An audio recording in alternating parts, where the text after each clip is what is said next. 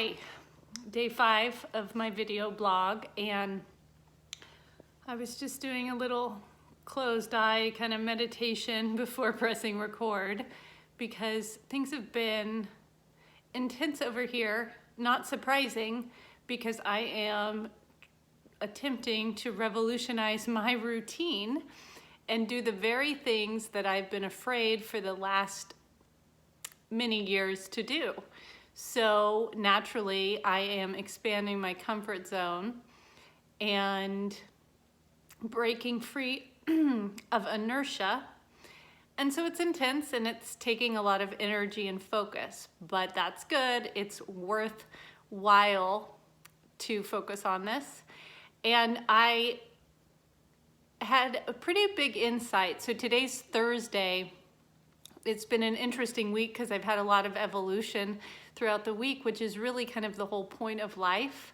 And so that's a good thing, especially if I'm not just focused on evolving and also focused on materializing in the world. So I'm working on integrating those two energies, but it is really, really hard to create from the heart if you're not feeling well yourself. So, it's really the inner work comes first, as always, before the outer work is worth a shit, in my experience. So what I really realized today, the evolution I'm referring to, and I actually realized it yesterday because I had a hard day. I expressed that in the videos. And what I found is that I was really hard on myself yesterday. Really just judgmental, and I reprimanded myself. And this is my MO. I have spent a lot of time treating myself less than kindly, and I never really understood fully. I still don't understand fully, but I didn't really recognize that pattern. So it's kind of at the very, very heart of everything, the way that I'm just not kind enough to myself. And so my partner, Steve, when we met, it's been about 14 months. He's the kindest, wisest, most emotionally intelligent man. And actually I know several of them, so not necessarily the most, but certainly high up there. And so he's been able to help reflect to me over the time that we've been getting to know each other, this way in which I am hard on myself. I did not notice this pattern until someone pointed it out. That's one of the benefits of relationship, is that sometimes it takes another to do some of the work. And that's a whole other topic I could go on and on about. And my dad is a marriage and family therapist, professor, among other things. So these are the kinds of things we talk about at the holiday table. But anyway, so he helped me see ways in which I have been hard on myself. And now that I've been peeling back that onion, it is really deep stuff, because, you hear in the spiritual movement this concept of self-love, but it's incredibly abstract, right? It's like, okay, I love myself, right? I mean, what does that feel like? Exactly. How do I know if I'm doing it or not doing it? But one of the things that I've discovered as I peel back this onion of how I treat myself is that I almost don't know at all what self-love feels like. And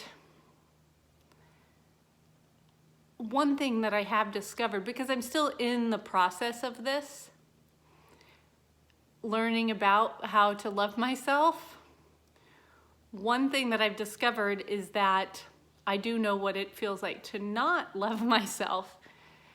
And it doesn't mean that I hate myself like overtly. It just means that I do things that are more hateful than loving to myself. And so yesterday I was really acting in hateful ways, just really judging my progress and not being open and kind and warm to myself. And I'm just really clear on how counterproductive that is. And so it really clamps down the energy, and it really keeps things from flowing.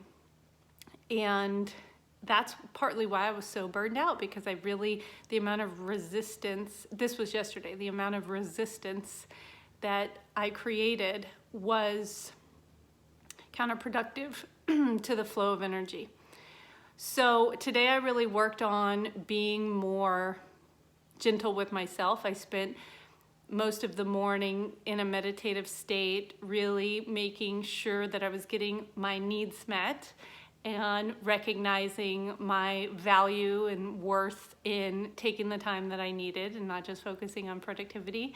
And because I was willing to do that and spend time nurturing and being kind to myself, I had a more productive second half of the day, because I wasn't clamped down and spending a lot of energy observing and analyzing and judging myself and withholding love. So this is all a bit abstract. I'm kind of processing it as I go. I understand that, but it's such a big deal, because the way we're the center of our lives, whether we like it or not. That is not egocentric. That is the most obvious fact. So the better off we are, the more it's going to affect every single thing in our life, including our countless relationships, including all the people we're here to help and all that. So if we can get the relationship with ourselves right, that is going to set the tone in absolutely significant ways for everything else. So that's really a big priority. So getting that real sense of what it means to treat yourself as kindly as you would treat someone you love very much, because you love yourself very much, right? And I think that's a bit mysterious for a lot of us. But I have been really appreciating the little insights I get as to what it feels like to actually be kind and loving to myself. So I think it's going to help my energy, meaning my not just my attitude and my qualities of consciousness, but also the amount of time and energy I have to focus on things.